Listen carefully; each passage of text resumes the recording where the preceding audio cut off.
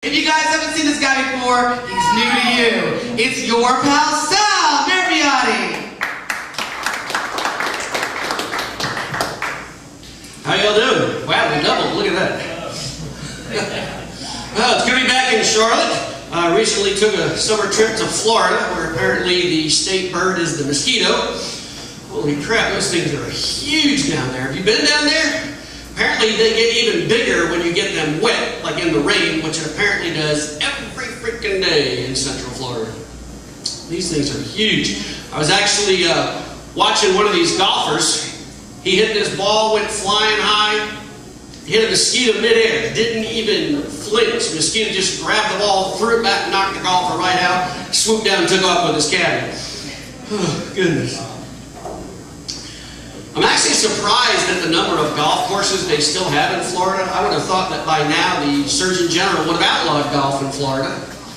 I mean, think about it. Is it really such a good idea to put all those old people out in the hot sun playing a game measured by strokes? Some of these games end in sudden death. I'm thinking this is probably not a good idea. I now understand why there's only seniors in Florida, because all the children have been carried off by the mosquitoes. We were in Florida, of course, to visit my parents, because that's where they live. Because we're originally from New York, and those of you who know, it's the law. I promise, you turn 65 in New York State, they give you 3 things. Your Medicare card, a full tank of gas, and a map to Florida. And they expect you gone by high noon the next day.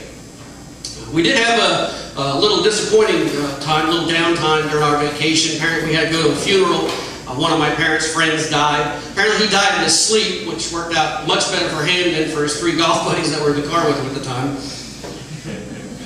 You can listen to that 911 tape and you can clearly hear these guys did not die in their sleep. Screaming in the background.